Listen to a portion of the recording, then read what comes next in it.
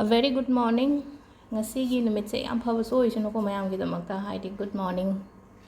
Phaba numit ama oi boisano. Ado ngasigi card ki message yeng mina se timing yeng mina se manifestation gi anoba keno macha ama I hapetang share tor ke ko. Keno numit tagi hai akhoi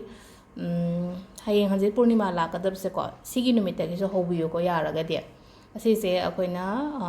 222 manifestation technique ꯍꯥꯏꯅ ꯀꯧꯋꯦꯀꯣ ꯀꯃꯥꯏꯅ ꯏꯒꯗꯕꯅꯣ ꯀꯃꯥꯏꯅ ꯇꯧꯒꯗꯕꯅꯣ ꯑꯗꯨꯁꯨ ꯇꯥꯛꯂꯛꯀꯦ ꯑꯗꯨꯒ ꯀꯩꯅꯣ ꯑꯃꯒ share ꯇꯧꯔꯛꯀꯦ ꯍꯥꯏꯗꯤ ꯑꯉꯥꯡꯉꯩꯒꯤ ꯑꯣꯏꯅ ꯍꯥꯏꯇꯥꯔꯦꯀꯣ ꯑꯉꯥꯡꯉꯩꯒꯤ ꯍꯧꯖꯤꯛꯀꯥꯟ ꯍꯥꯏꯗꯤ ꯀꯥꯎꯟꯁꯂꯤꯡ ꯁꯦꯁꯟ ꯑꯃ ꯌꯥꯎꯍꯟꯕꯤꯌꯨꯀꯣ ꯍꯥꯏꯗꯤ ꯃꯅꯤꯄꯨꯔꯗ ꯂꯩꯕꯅꯦ ꯁꯦꯟꯇꯔꯗꯣ ꯑꯗꯨꯒꯤ ꯚꯤꯗꯤꯑꯣ ꯃꯆꯥ ꯑꯃ ꯑꯩ ꯑꯦꯟꯗ ꯁꯦꯌꯔ ꯇꯧꯔꯛꯀꯦꯀꯣ ꯍꯥꯏꯗꯤ ꯀꯥꯎꯟꯁꯂꯤꯡ ꯁꯦꯁꯟꯁ ꯍꯥꯏꯔꯒꯗꯤ ꯀꯥꯎꯟꯁꯂꯤꯡ ꯑꯩꯈꯣꯏꯒꯤ ꯀꯩꯅꯣ ꯈꯔ ꯑꯃꯗꯤ ꯖꯣꯏꯟ ꯇꯧꯕꯤꯔꯝꯃꯅꯦꯅ ꯈꯟꯕꯗ ꯑꯩꯅ ꯃꯃꯥꯡꯗꯁꯨ ꯄꯣꯁט ꯇꯧꯈꯤꯕꯅꯦꯀꯣ ꯍꯥꯏꯗꯤ ꯑꯩꯈꯣꯏꯒꯤ ꯁꯤꯀ꯭ꯌꯣꯔ ꯖꯦꯅꯤꯁ ꯀꯤꯠꯁ ꯍꯥꯏꯅ ꯁꯦꯟꯇꯔ ꯑꯃ ꯂꯩꯕꯅꯦꯀꯣ ꯍꯥꯏꯗꯤ ꯃꯤꯗ ꯕ꯭ꯔꯦꯟ ꯑꯦꯛꯇꯤꯚꯦꯁꯟ ꯇ꯭ꯔꯦꯅꯤꯡ ꯍꯥꯏꯇꯥꯔꯦꯀꯣ ꯑꯗꯨꯗ ꯑꯉꯥꯡ ꯃꯆꯥ ꯆꯍꯤ ꯀꯩꯅꯣꯗꯒꯤ ꯍꯧꯔꯒ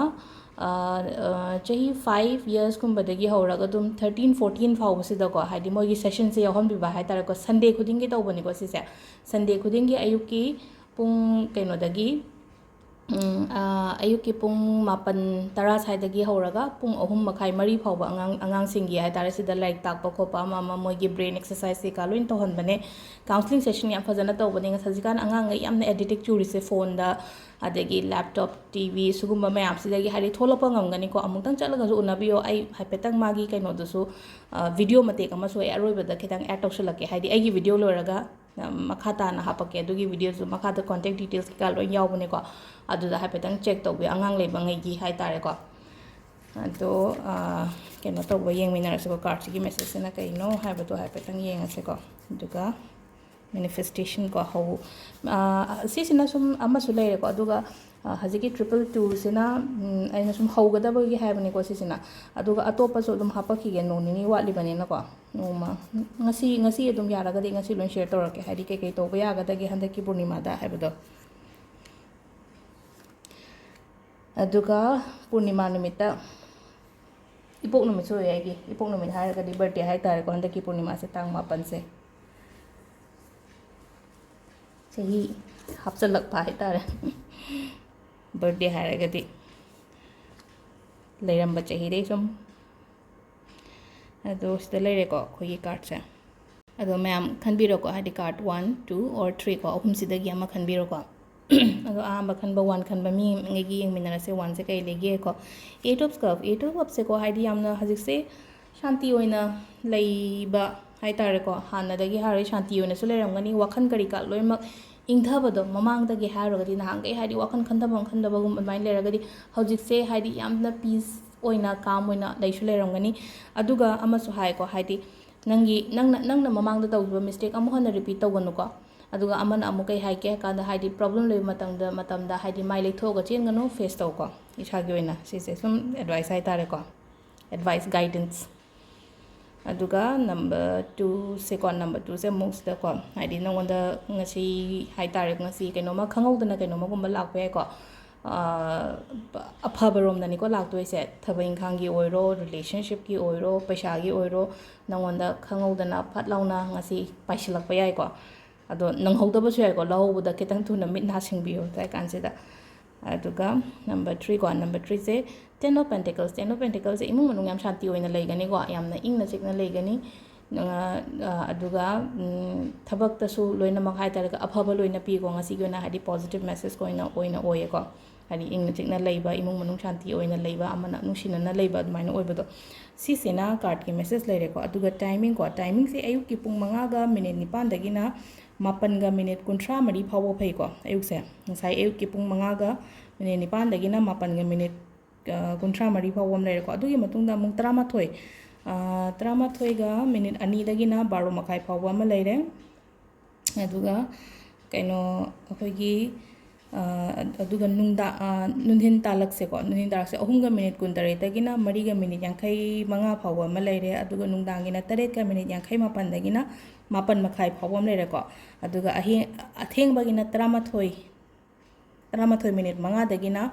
3 minute 35 ꯐꯥꯎꯕ ꯑꯃ ꯂꯩꯔꯦꯀꯣ ꯁꯤꯁꯤꯅ ꯇꯥꯏꯃꯤꯡꯒꯤ ꯂꯩꯔꯦ ꯑꯗꯣ ꯉꯁꯤꯁꯦ ꯀꯩꯅꯣꯅꯤꯀꯣ ꯐ꯭ꯔꯥꯏꯗꯦ ꯁ꯭ꯀꯥꯏ ꯕ꯭ꯂꯨ ꯃꯆꯨ ꯁꯦꯠꯄꯤꯌꯣ ꯊꯕꯛ ꯏꯪꯈꯥꯡ ꯆꯠꯊꯣꯛꯄ ꯃꯇꯝꯗꯀꯣ ꯁ꯭ꯀꯥꯏ ꯕ꯭ꯂꯨ ꯃꯆꯨ ꯁꯦꯠꯂꯅꯤ ꯑꯗꯨꯒ ꯑꯃꯅ ꯉꯁꯥꯏꯒꯤ ꯑꯩꯅ ꯍꯥꯏꯈꯤꯕꯗꯣ manifestation technique ꯑꯅꯧꯕ ꯍꯥꯏꯗꯣꯀꯣ ꯁꯤꯁꯦ ꯑꯩꯈꯣꯏꯅ ꯀꯩ ꯀꯧꯒꯦ ꯍꯥꯏ ꯀꯥꯟꯁꯤꯗꯀꯣ ꯍꯥꯟꯅ ꯑꯇꯩ manifestation ꯇꯧꯕ ꯂꯩꯔꯒꯗꯤꯀꯣ ꯍꯥꯏꯗꯤ ꯑꯗꯨ ꯂꯣꯏꯔꯀꯥꯟꯗ ꯇꯧꯕꯤꯌꯨꯀꯣ ꯑꯗꯣ ꯄꯨꯔꯅꯤꯃꯥ ꯅꯨꯃꯤꯠꯇ ꯍꯧꯕꯒꯤꯗꯤ ꯀꯩꯁꯨ ꯀꯥꯏꯗꯦꯀꯣ ꯍꯥꯏꯗꯤ ꯄꯨꯔꯅꯤꯃꯥ ꯅꯨꯃꯤꯠꯇ ꯍꯧꯒꯦꯅ ꯈꯟꯕ ꯈꯔ ꯑꯃꯒꯤꯁꯨ ꯍꯥꯏꯗꯤ ꯍꯧꯕꯤꯌꯣ ꯑꯗꯨꯒ ꯍꯥꯟꯅ ꯁꯨꯝ ꯏꯕ ꯈꯣꯠꯄ ꯂꯩꯔꯒꯗꯤꯀꯣ ꯁꯦꯝ ꯋꯤꯁ ꯑꯣꯏꯔꯒꯗꯤ ꯑꯗꯨꯝ ꯏꯕꯤꯌꯣꯀꯣ ꯅꯠꯇ꯭ꯔꯒ ꯑꯇꯣꯞꯄ ꯋꯤꯁ ꯑꯃ ꯍꯥꯏꯗꯤ ꯃꯌꯥꯝ ꯑꯃ ꯀꯩꯅꯣ ꯇꯧꯁꯟꯕꯗꯨ ꯇꯧꯒꯅꯨꯀꯣ ꯍꯥꯏꯗꯤ ꯑꯩꯒꯤ ꯐꯥꯔꯁ ꯄ꯭ꯔꯥꯏꯌꯣꯔꯤꯇꯤꯗꯣ ꯍꯥꯏꯇꯥꯔꯦꯀꯣ ꯑꯩ ꯊꯕꯛ ꯄꯥꯝꯃꯦ ꯊꯕꯛꯇꯨꯗꯪ ꯍꯥꯟꯅ ꯑꯗꯨꯗ ꯑꯣꯏꯅ ꯐꯣꯀꯁ ꯇꯧꯔꯒ ꯑꯗꯨꯗ ꯑꯣꯏꯅꯀꯣ manifestation technique ꯃꯌꯥꯝꯁꯦ ꯂꯣꯏꯅꯃꯛ ꯑꯩꯒꯤ ꯊꯕꯛꯇꯨꯗ ꯑꯣꯏꯅ ꯈꯜꯂꯒ ꯇꯧꯕꯤꯕ ꯍꯥꯏꯇꯥꯔꯦ ꯅꯠꯇꯕꯤꯗ ꯑꯩꯅ manifestation ꯑꯃꯗꯅ ꯊꯕꯛ ꯄꯥꯝꯃꯦ ꯑꯃꯗꯅ ꯄꯩꯁꯥ ꯄꯥꯝꯃꯦ ꯑꯃꯗꯅ ꯔꯤꯂꯦꯁꯟ ꯀꯩꯅꯣ ꯇꯧꯋꯦ ꯈꯣꯠꯂꯦ ꯍꯥꯏꯗꯤ ꯃꯌꯥꯝ ꯃꯤꯛꯁ ꯇꯧꯗꯕ ꯍꯥꯏꯇꯥꯔꯦꯀꯣ ꯁꯤꯁꯦꯀꯣ 2 2 2 ꯀꯣ 222 manifestation ꯑꯩ ꯈꯤꯇꯪ ꯆꯥꯎꯅ ꯏꯔꯦꯀꯣ ꯁꯤꯒꯤ ꯃꯥꯔꯀꯔꯁꯤ ꯑꯗꯨꯝ ꯎꯅꯕ ꯍꯥꯏꯅ ꯑꯗꯣ ꯏꯕꯗꯤ ꯑꯩ ꯄꯦꯟꯅ ꯏꯒꯦꯀꯣ ꯄꯦꯟꯅ ꯏꯕꯁꯤꯗ ꯑꯉꯥꯡꯉꯩ ꯅꯨꯄꯤ ꯃꯆꯥꯉꯩ ꯀ꯭ꯔꯁ ꯌꯥꯝ ꯍꯥꯏꯀꯣ ꯀ꯭ꯔꯁ ꯑꯣꯏꯒꯦꯔꯥ ꯅꯠꯇ꯭ꯔꯒ ꯅꯪꯒꯤ ꯅꯨꯡꯁꯤꯅꯕ ꯃꯤꯗꯣ ꯑꯣꯏꯒꯦꯔꯥꯀꯣ ꯈ꯭ꯋꯥꯏ ꯐꯥꯔꯁꯇ ꯑꯩꯈꯣꯏꯅ ꯏꯕꯒꯤ ꯃꯑꯣꯡꯁꯦ ꯀꯃꯥꯏꯅ ꯏꯒꯗꯒꯦ ꯍꯥꯏ ꯀꯥꯟꯁꯤꯗꯀꯣ ꯍꯥꯏꯗꯤ ꯁꯄꯣꯁ ꯅꯪꯅ ꯈꯪꯅꯔꯤꯕ ꯃꯤꯗꯨꯒꯤ ꯃꯃꯤꯡꯁꯦ ꯏꯔꯁꯤꯀꯣ ꯕ꯭ꯔꯦꯀꯦꯠꯁꯤꯗꯀꯣ ꯑꯗꯣ ꯃꯥꯅ he proposed me ꯀꯣ ꯍꯥꯏꯗꯤ he proposed me ꯍꯥꯏꯗꯤ ꯑꯩꯅ ꯃꯥꯅ ꯅꯪꯉꯣꯟꯗ ꯄ꯭ꯔꯄꯣꯁ ꯇꯧꯔꯦꯀꯣ ꯁꯤꯁꯦ ꯀꯌꯥꯔꯛ ꯏꯒꯗꯕꯅꯣ ꯍꯥꯏ ꯃꯇꯝꯁꯤꯗꯀꯣ 22 times for 22 days ꯀꯣ 22 times 22 ꯏꯔꯒ ꯅꯨꯃꯤꯠ 22 ꯏꯒꯗꯕꯀꯣ ꯁꯤꯒꯤ ꯇꯦꯛꯅꯤꯛꯁꯦ ꯍꯥꯏꯔ ꯁꯦꯝ ꯆꯞ ꯃꯥꯟꯅꯩꯗꯨꯅꯦꯀꯣ he proposed me ꯃꯃꯤꯡꯗꯣ ꯍꯥꯏꯔꯒ XYZ ꯖꯣꯕꯤ ꯀꯩꯅꯣ ꯍꯥꯏꯗꯤ ꯑꯩꯈꯣꯏꯒꯤ ꯍꯤꯟꯗꯤ ꯃꯤꯛꯁ ꯇꯧꯈ꯭ꯔꯦ ꯍꯥꯏꯁꯨ ꯉꯥꯡꯃꯟꯗꯅꯀꯣ ꯍꯥꯏꯗꯤ ꯁꯤꯗ ꯃꯃꯤꯡꯗꯣ ꯍꯥꯞꯄꯒꯀꯣ ꯃꯤꯒꯤ ꯃꯃꯤꯡꯗꯣ ꯍꯥꯞꯄꯒ he proposed me ꯀꯣ ꯑꯗꯣ ꯁꯤꯁꯤꯅ ꯍꯥꯏꯗꯤ ꯑꯉꯥꯡꯉꯩ ꯅꯨꯄꯤ ꯃꯆꯥꯉꯩꯒꯤ ꯑꯣꯏꯅ ꯇꯧꯔꯦꯀꯣ ꯍꯥꯏꯗꯤ ꯅꯨꯄꯤ ꯃꯆꯥ ꯅꯨꯄꯥ ꯃꯆꯥ ꯍꯥꯏꯗꯤ ꯃꯣꯏ ꯌꯦꯡꯕꯉꯩꯀꯣ ꯑꯗꯣ ꯍꯥꯏꯗꯤ ꯇꯦꯛꯅꯤꯛ ꯁꯨꯝ ꯍꯥꯏꯗꯤ ꯑꯩꯈꯣꯏꯅ ꯏꯕꯩ ꯃꯑꯣꯡꯁꯦꯀꯣ ꯍꯥꯏꯗꯤ ꯑꯃꯁꯨ ꯍꯥꯏꯗꯤ ꯑꯩꯈꯣꯏꯒꯤ ꯏꯟꯀꯝꯒꯤ ꯃꯇꯥꯡꯗ ꯍꯥꯏꯔꯁꯦꯕꯀꯣ ꯁꯤꯗ ꯑꯩꯒꯤ ꯑꯔꯅꯤꯡ ꯍꯥꯏꯇꯥꯔꯦꯀꯣ I am earning ꯑꯩꯅ ꯏꯅꯤꯡꯉꯤꯕ ꯑꯃꯥꯎꯟꯠꯇꯣꯀꯣ rupees 80,000 ꯍꯥꯏꯔꯁꯤꯅꯦꯀꯣ ꯊꯥ ꯑꯃꯗ 80,000 I am earning rupees 80,000 monthly ꯍꯥꯏꯗꯤ ꯏꯟꯀꯝꯒꯤ ꯃꯇꯥꯡꯗ ꯏꯅꯤꯡꯉꯦ ꯍꯥꯏꯔꯒꯁꯨ ꯁꯨꯃꯥꯏꯅꯏꯕ ꯌꯥꯏꯀꯣ I am earning rupees 80,000 monthly ꯀꯣ ꯁꯤꯁꯨ 22 times 22 days ꯀꯣ ꯑꯗꯣ ꯁꯨꯝ ꯑꯩꯅ ꯍꯥꯏꯐꯦꯠꯇꯪ ꯑꯦꯛꯖꯥꯝꯄꯜ ꯄꯤꯕ ꯋꯥꯅꯤꯀꯣ ꯁꯤꯒꯤ ꯃꯌꯥꯝꯁꯦ ꯍꯥꯏꯗꯤ ꯑꯦꯛꯖꯥꯝꯄꯜ ꯄꯤꯕ ꯁꯨꯃꯥꯏꯅ ꯏꯕ ꯌꯥꯏ ꯍꯥꯏꯗꯣ ꯑꯗꯨꯒ ꯔꯤꯂꯦꯁꯟꯁꯤꯞꯀꯤ ꯃꯇꯥꯡꯗꯁꯨ ꯂꯥꯛꯑꯦꯀꯣ ꯍꯥꯏꯗꯤ ꯍꯁꯕꯦꯟ ꯋꯥꯏꯐ ꯌꯥꯝ ꯅꯨꯡꯉꯥꯏꯅꯗꯕ ꯈꯣꯠꯇꯕ ꯍꯥꯏꯗꯤ ꯑꯗꯨꯗꯁꯨ ꯏꯕ ꯌꯥꯏꯀꯣ I am blessed with a happy family ꯍꯥꯏꯒꯦꯔꯥ ꯅꯠꯇ꯭ꯔꯒ ꯁꯤꯗ ꯍꯥꯏꯗꯤ my husband loves me ꯍꯥꯏꯗꯤ ꯑꯩꯒꯤ ꯏꯄꯨꯔꯣꯏꯕ ꯅꯠꯇ꯭ꯔꯒ ꯑꯩꯒꯤ ꯅꯨꯄꯤꯗꯨꯅ ꯑꯩꯕꯨ ꯌꯥꯝꯅ ꯐꯖꯅ ꯀꯩꯅꯣ ꯇꯧꯋꯦ ꯑꯗꯨꯝ ꯁꯤꯃ ꯏꯕ ꯌꯥꯏꯀꯣ ꯄꯣꯏꯟꯁꯦ ꯁꯨꯝ ꯍꯥꯏꯐꯦꯠꯇꯪ ꯑꯩꯅ ꯑꯥꯏꯗꯤꯌꯥꯁ ꯃꯆꯥ ꯄꯤꯕꯅꯤꯀꯣ ꯍꯥꯏꯗꯤ ꯂꯣꯏꯅ ꯑꯃꯃꯝ ꯏꯗꯣꯏ ꯅꯠꯇꯦꯀꯣ ꯑꯃꯃꯝꯁꯦ 22 times-ꯀꯨꯝꯕ ꯏꯒꯗꯕꯅꯤꯀോ ꯑꯗꯨꯒ ꯅꯠꯇ꯭ꯔꯒꯁꯨ ꯏꯆꯝ ꯆꯝꯅ ꯑꯗꯨꯝ I am happily married ꯍꯥꯏꯅ ꯍꯥꯏꯔꯒꯁꯨ ꯌꯥꯔꯦꯀꯣ ꯁꯤꯗ ꯈꯪꯗꯕꯁꯨ ꯌꯥꯎꯋꯤꯅꯀꯣ ꯑꯗꯨꯒꯤꯅꯤꯀꯣ ꯑꯩꯅ ꯁꯤꯗ ꯏꯔꯤꯁꯦꯀꯣ I am happily married ꯀꯣ ꯑꯗꯨꯒ I am happily married ꯑꯗꯒꯤ ꯍꯥꯏꯗꯤ ꯑꯉꯥꯡꯒꯤꯗ ꯍꯥꯏꯔꯁꯤꯀꯣ I am blessed with a ꯀꯩꯅꯣ ꯍꯥꯏꯗꯤ ꯑꯩꯒꯤ ꯏꯆꯥ ꯍꯥꯏꯗꯤ ꯑꯐꯕ ꯑꯃ ꯕ꯭ꯂꯦꯁ ꯇꯧꯕꯤꯔꯦ ꯏꯁꯣꯔꯅ ꯈꯣꯠꯂ ꯑꯗꯨꯃꯥꯏꯅ ꯇꯧꯔꯒ ꯏꯕꯁꯨ ꯌꯥꯏ ꯅꯥꯕ ꯐꯖꯔꯒꯦ ꯍꯥꯏꯔꯦ ꯅꯥꯕ ꯐꯖꯔꯒꯦ ꯍꯥꯏꯔꯒꯗꯤ ꯅꯥꯕ ꯐꯔꯦꯅ ꯍꯥꯏꯅ ꯑꯗꯨꯃꯥꯏꯅ ꯏꯕ ꯌꯥꯏꯀꯣ ꯍꯥꯏꯗꯤ ꯃꯩꯇꯩꯂꯣꯟꯗ ꯏꯔꯁꯨ ꯌꯥꯏꯀꯣ ꯑꯩꯅ ꯍꯥꯏꯐꯦꯠꯇꯪ ꯏꯪꯂꯤꯁꯇ ꯍꯥꯏꯗꯤ ꯑꯩꯅ ꯏꯅꯤꯡꯕ ꯃꯑꯣꯡꯗ ꯅꯪꯒꯤ ꯃꯅꯨꯡꯗꯒꯤ ꯊꯣꯛꯂꯛꯄ ꯋꯥꯈꯟꯗꯣ ꯑꯗꯨꯗꯣ ꯏꯌꯣꯕ ꯑꯗꯣ ꯁꯤꯗ ꯂꯩꯔꯦ ꯑꯗꯨꯒ ꯑꯃꯅ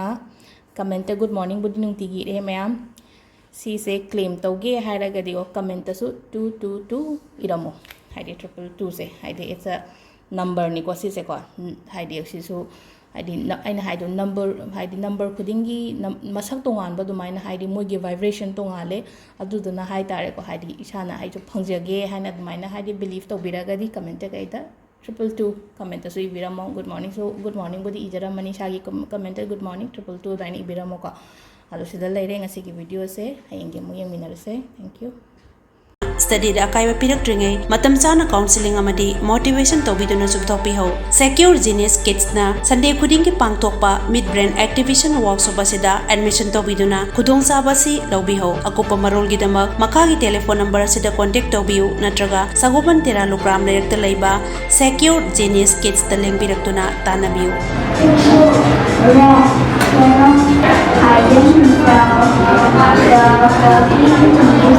Benefits of Secure Genius Kids Workshop: reduce mobile gaming and watching TV, improve concentration and confidence, increase memory power and IQ,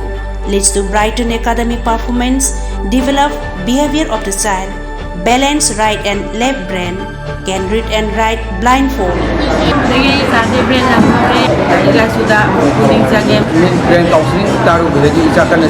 Kanganjariba S. Jivan Kumar, telephone number 8794088469 amadi 7005056708.